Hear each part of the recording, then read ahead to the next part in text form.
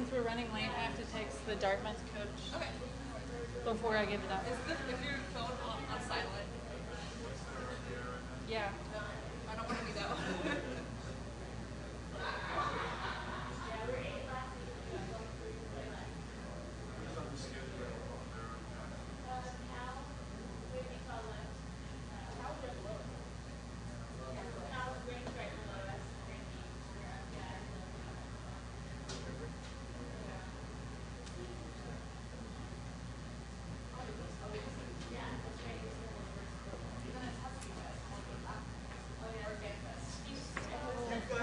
Some of those pins.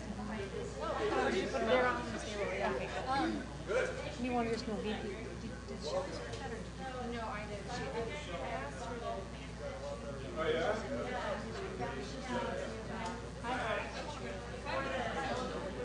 Yeah, I have them on my email.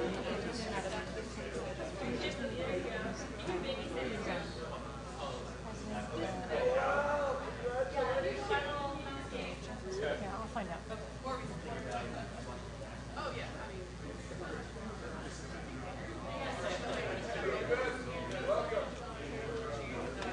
Welcome to our house today.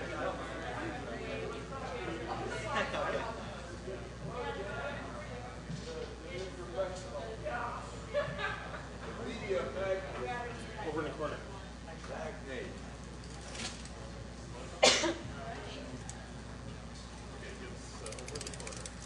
One question. I can't remember how Jeremy did it last year, but when I hand it over to you, do you want me to introduce everyone first and then hand it over to you, or do you want to introduce everyone? I think the best thing to do is Have them introduce themselves. have them introduce themselves. Okay. Yeah. Right downstairs. are we going to do women's coach first or men's coach first? Hey, how you doing? I suggest men's coach first. Okay. So then we have the women. Hillary go first. Okay. And then Wendy can go. Okay. So I don't know if you want to. So we have the Dartmouths on the Yep. Skype. Skype. Oh, cool. I'm gonna call them right now. Cool. They'll be right behind us. Todd, looks like you're here. And Hillary, you're here. There's 3 chairs, but there's only 2 of you, so you're probably toward the These guys center. aren't here. They're going to be on Skype. I heard that. It's our first experimentation in press conferences. I don't know if I could sell with Skype, so you know I'm still Neanderthal enough that Hey. I had to come out. High tech. It is. People interview This on would be great. Skype now. Get votes in if you want to just relax. Sounds good. Matt's watching us live. Oh no, don't say that.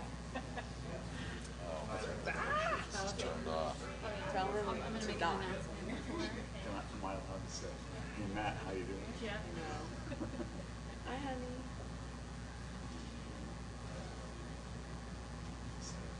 Here's Abigail on her birthday. It's my daughter. It's her birthday today. Today? Yeah. So Yeah. all the local television 18. She's gonna, That's hilarious. Yeah. In your votes, by the way. So Yeah. damage. No, I think they made it back fine. Did they do a full 2,000? No. And they had other people in votes that were voters. Oh, okay. Yeah. I don't know where It's they like Bill in the Half and middle or half. something. Registration was like 6 to 2. Yeah, yeah. That's great. that they're just coming back. so is one of your flights a little delayed or something? A little. Did I hear something like that? Not like 15 minutes, but we were cutting it close to begin with, I think.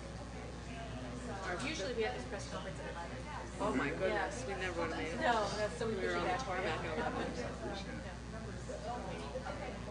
Well, everybody's just happy that you're coming out, and Dartmouth's coming out. And Yeah, it's all we're, good. I mean, as are It was a we. funny phone call when this whole thing started. I don't even remember how it started. Because Michael called me, and he was talking to me, and I'm like, wow, you know, I was just out of San Diego last year, but I really can't do it unless I bring a living with me. He goes, hey, how much is that, Bob? He told Sam, hey, Bob. Oh no, that's exciting. See, we always try and get the men and women from the same institution or the same country if we can. Yeah, You know? yeah. Getting all 4 of the teams to come out is really good. And yeah, I was just talking to a guy at lunch with a media race that was out there. He said, so no foreign teams this year. And I said, hey, this is costing the sponsor. I mean, the sponsor wanted Ivy League teams anyway. They've been on me for years. More Ivy League teams, more Ivy League teams, more Ivy League teams. And then when we said, okay, but you know, we want to bring two because it's their cup race, and we want to bring their JVs, and that's going to cost a lot of money, you know. So the foreign teams went out the window. Yeah. And I'm on a crusade. I really want to get Cuba. Oh yeah? Oh yeah, and it's a total nightmare with the State Department. Oh, I'm sure. I mean, it is. I mean, and it is just it's insurmountable red tape because the government just wants to be bad guys. You know, they just don't want to deal with it. They want to be as negative as they can. You know, like we tried really hard a couple years ago, and you know they wanted their lineups and they wanted their passports, and they went like in December. So we'll get them. Weren't the Worlds? We might as well sit down so we can get this thing going. What's that? Weren't the Worlds in Cuba? I think yeah, Pan Am. But that's different. You know? Yeah. The Russian, the Soviets. So it's also a political. So can you get Cuba? You get a political, like edgy team. That's an interesting story. Anyways, so. Just a quick announcement before we get started. If everyone can make sure their cell phones are off or on silent, that would be great. Will be coming.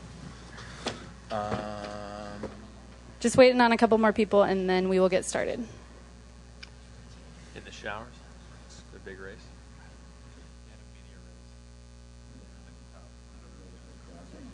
I didn't watch it. I think through the distance of the cut, so probably about 600 meters. How did it go? Was it? Nobody fell out. Oh, 150 meters. From the bridge on, or was it? It was beyond the bridge Okay. to the finish line. The bridge is on 300. And it was a staggered start, and the boat that won started a boat length behind. And they won by open water. All right. Well, We're still waiting on a couple of victims. Zobi.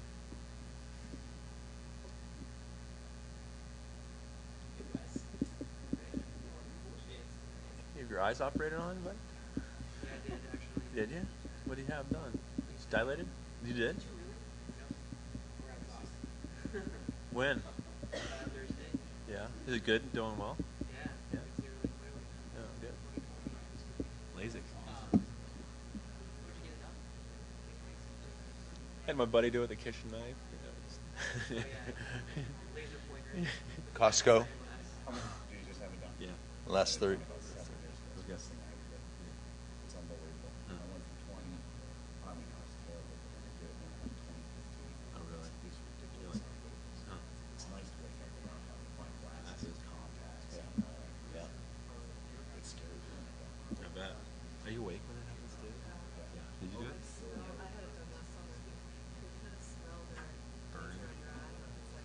I don't think so. Worse than going to the dentist and smelling your own teeth.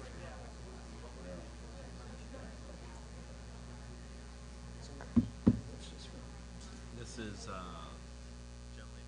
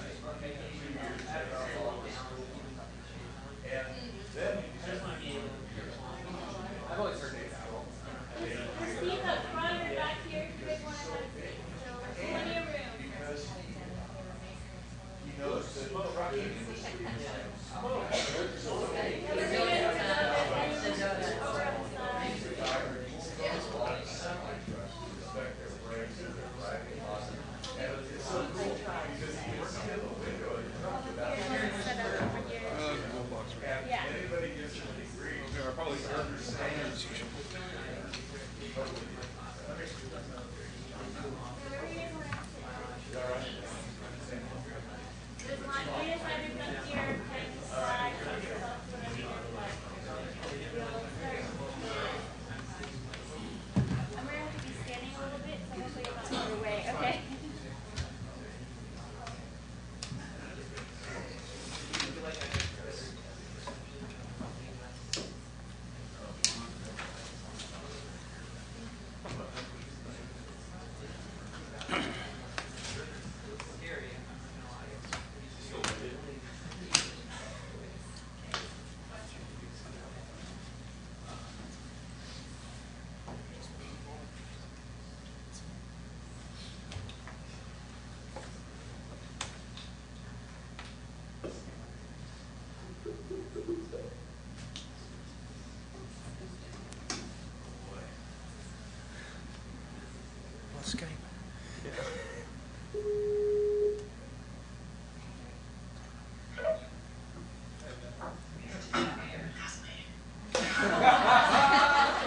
How's my hair?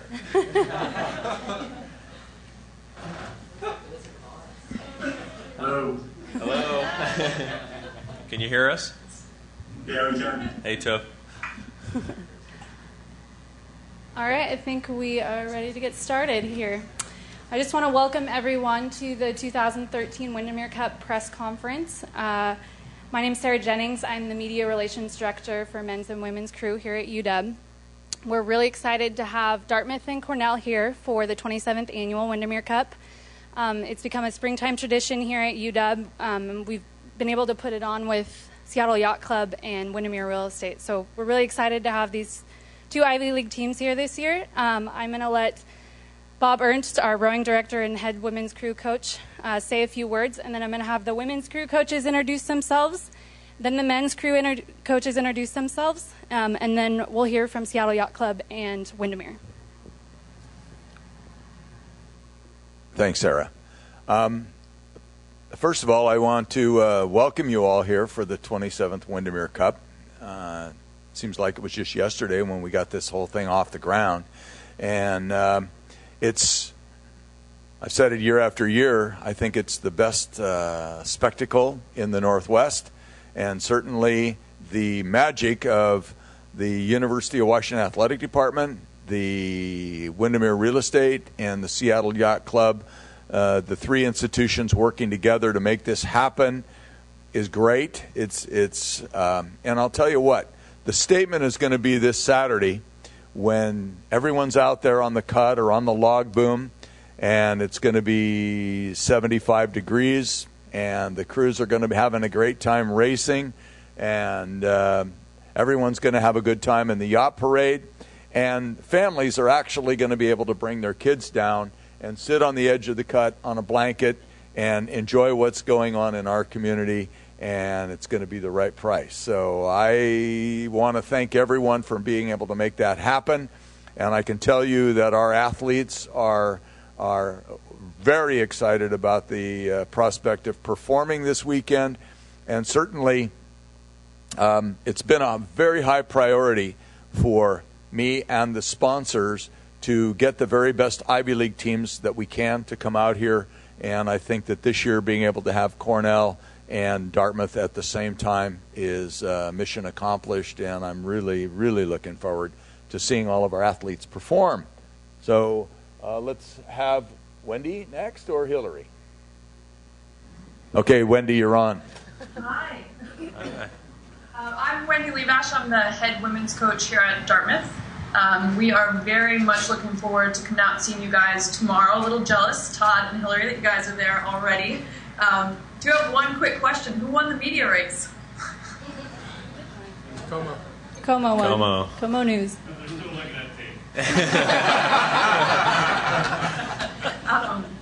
We're just thrilled thrilled to be able to come out to you guys. I want to say thank you for making this possible for us. Our teams are beyond excited. Really just can't wait to get out there and get started. We've heard such wonderful things about the event. Not quite sure exactly what to expect, but we're thrilled and can't wait to get there. Great. Hillary?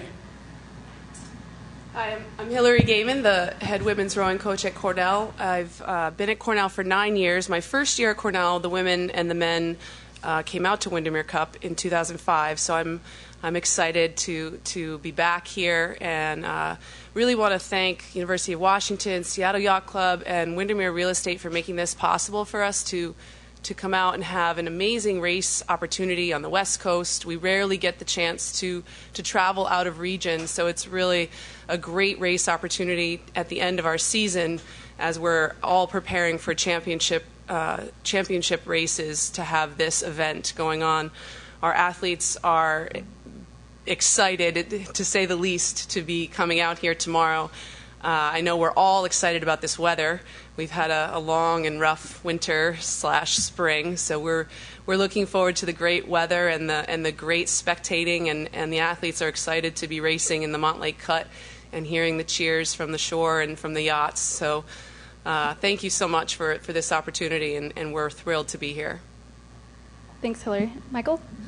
Should we talk a little bit about how we got them out here, Bob? Do it. Windermere asked us to look into getting some Ivy League teams out here, and I think the first thing I thought was like, which Ivy League coaches do I like the most?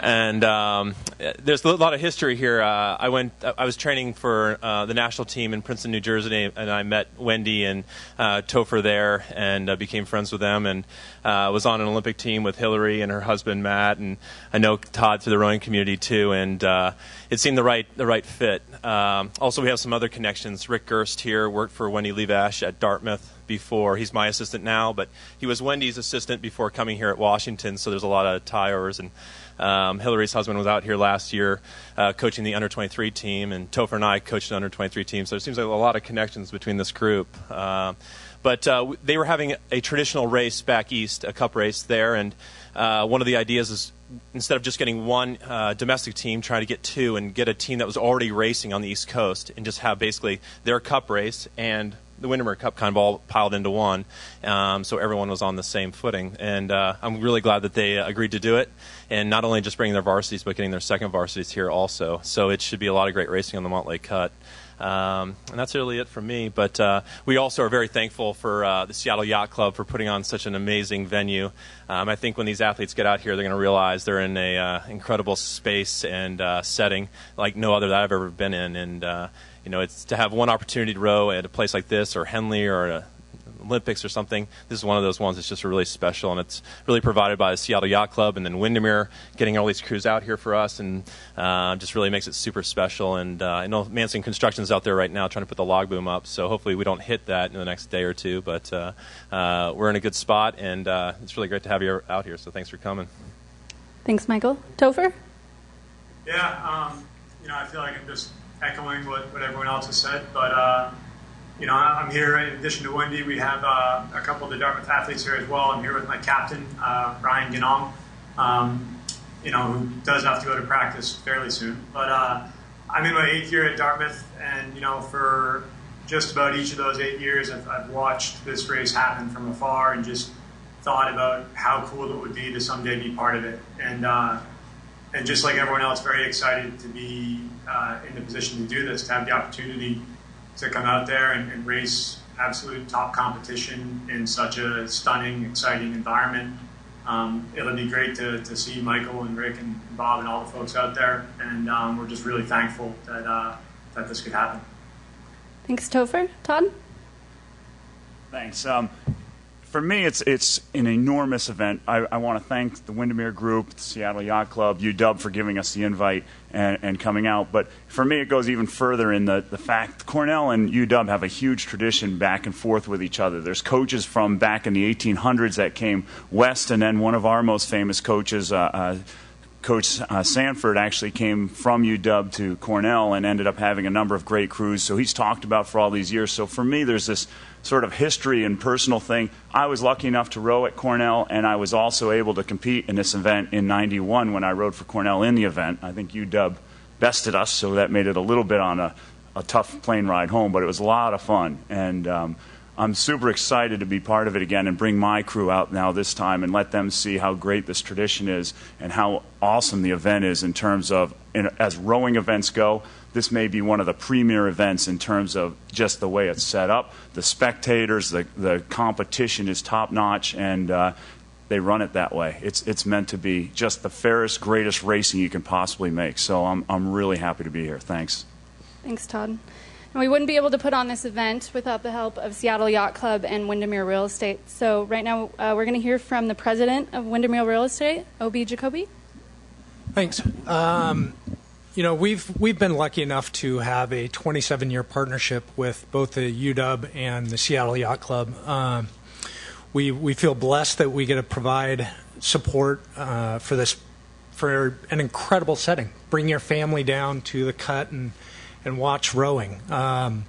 You know, I was out watching the media challenge earlier today, and somebody said, you know, rowing just doesn't get enough coverage, and hopefully this will help the rowing sport get a little more coverage. And I brought an ad that we ran this last weekend in the Seattle Times. I don't know if you guys can see this picture, but the agony on the rowers' faces is pretty incredible.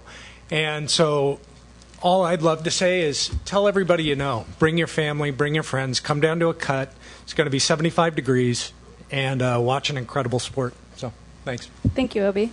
We also have the Seattle Yacht Club trio. We have Admiral Tyler Ellison, Admiralette Gina Purdy, and Vice Admiral Michael Carasino. I'll hand it over to Tyler.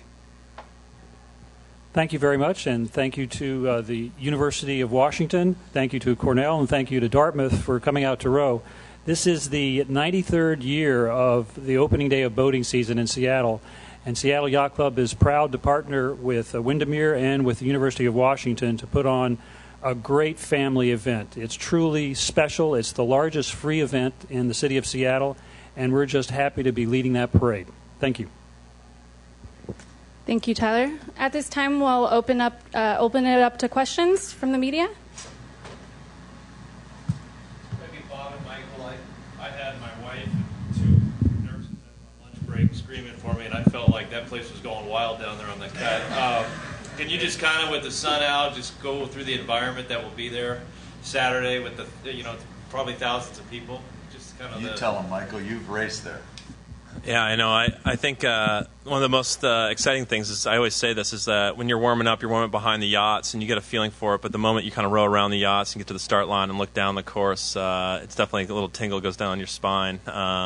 And you know, it's great when our fans get into it. And so when the horns start going off in the yachts, it's just really special. And then, of course, it just kind of amplifies to the cut, and everyone's starting yelling. And I know that for visiting coaches and things, if they come in the launch or whatever, they're always just blown away by the atmosphere for the last 300 meters there. So, yeah, it's like nothing you really expect, maybe other than maybe a world championship or something. It really is unique.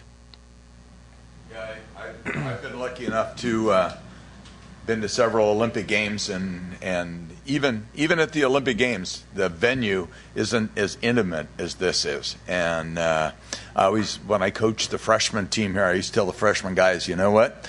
You're going to be performing in front of more live fans than you will even if you row in the finals of the Olympic Games. So that's a fact. And it's a really, really fun opportunity and a unique opportunity for all these athletes. So we're really thankful for that. Yeah. About what Michael said, it's just insanely loud. I can remember that as we came towards the bridge, you couldn't hear the coxswain, and we had worked out. Somebody had told us to knock on the side of the boat so that we could feel, hey, we got to go. And I remember we tried to go, and it was a great race. It was just amazing. And then I had a bunch of guys that I had rowed with from UW at some development camps and at an Olympic festival or two. So afterwards, it was great. We got to catch up, and just a fantastic atmosphere. Great time. For those of you back east, what is the reputation of this race from Dartmouth and from the East Coast? Topher, did you hear that? Did you say that again? I think he asked what was the reputation of the race back east, and what was the second part, Greg? Just that. Yeah. And I guess what's your impressions from being back there? I think the reputation is of the race is just a really fast race and just an unbeatable venue. And I have to apologize, I missed the second part of the question again. It was just your impression of, or what the impression of the race and the venue is on the East Coast. Oh yeah, just unparalleled. There's nothing like it. It's just really, it's one of a kind, and just a fantastic thing to be part of. I think anytime we mention to any of the other teams who are racing this spring, certainly Lori down in Princeton, they said, "Oh my gosh, you're going out to opening day. You're so lucky. It's going to be such an amazing experience." So, the reputation I think is unparalleled. I can't imagine our team being able to row, in such a public, huge event. It seems like a really special opportunity.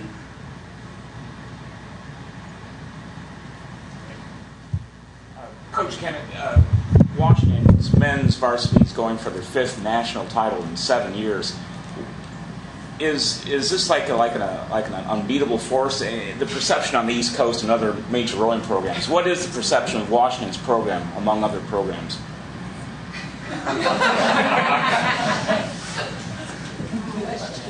that a softball?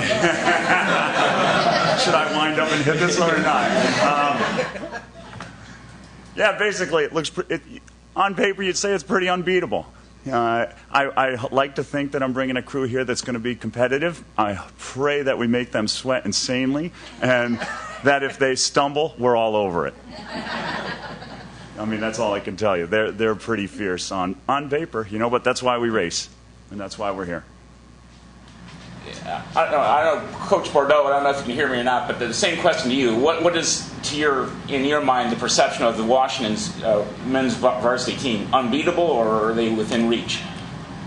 My perception is similar to Coach Kennett's there, but I actually think it's the person in the race that matters. So I have my captain here. I'll let him answer this one. Just give us 1 second.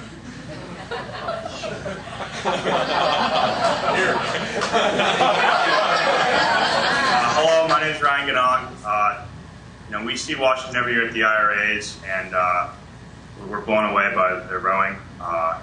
They're a crew that dominates every year, and they're a crew that we admire, we respect, and we aspire to be like going forward. And it's just a huge, huge privilege to be able to go out and race them this weekend. We're really looking forward to it. Thank you. Michael, I don't know if you have your cap with me by there, but could you just talk about the feeling of being the hunted wherever you guys go? Yeah, wow. All right. Certainly we had a very emotional weekend last weekend, and I think one thing we always have to guard ourselves is coming down from that. I mean, you'd think that'd be impossible with this kind of atmosphere. Everyone always gets up for this race. It always seems to me that we always have almost like a hangover feeling after this race. We're always going into our conference championship like in a lull, trying to recover from the Windermere Cup because there is so much adrenaline, there's so much hype. But I certainly, we were warning the group today, we didn't have the best of all practices. I'll be really frank about that. And I was saying, maybe it's a good moment. We had this moment to regroup here because people are coming out here to race us, and we certainly respect the speed of Cornell and Dartmouth. And if we don't take care of business, we're vulnerable. So I think we always feel that we have to take care of business at any point, and we don't take anyone lightly. And we're going to put the best piece we can on the course on Saturday for sure. Coach Callahan, what have you done this week in practice to kind of make sure you don't fall behind at the beginning, like in the Cal race?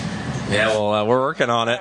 Well, hopefully, yeah, that's a great question. Yeah, we're working on it, and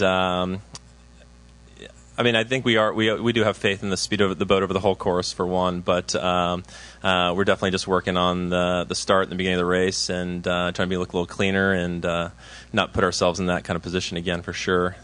We've worked in some straight fours the last couple of days to kind of get everyone out of the boat, and then we'll refocus on the 8 from this point on. So we're working on it. These sound like these are going to be almost idyllic conditions for you guys. Do you remember, and maybe Todd, at 91, what conditions they were then, and some of the wild conditions you've had for Windermere Cups in 26 years? Yeah, I was going to say, I was telling Terry earlier that hopefully the last two races we got rid of all the bad weather, and we'll finally have a good Windermere Cup, a good flat course, especially at the start. But it seems like the last 6 years have been rowing in some kind of wind or something, but it looks like it's going to be pretty nice. And we deserve it, I think, as a team and a city. But it should be fun. It should be good. Coming from the Northeast, I can say it hasn't been any different there because we're looking at this going, wow, there's leaves on the trees and it's not snowing or ice this morning. So we're pretty excited. It looks great. If it's anywhere close to flat, it's going to be a great weekend. Todd earlier said, I think we're going to melt. And I said, we might too. It was 39 degrees this morning, I think, when we went out to practice. But I think it's going to be hot for everyone. And yeah, we'll take it. Any other questions? Hey, Bob, how impressive were the media out there today? It looked like you were in awe during that whole race. Actually, I was looking for my CPR card while I was in awe.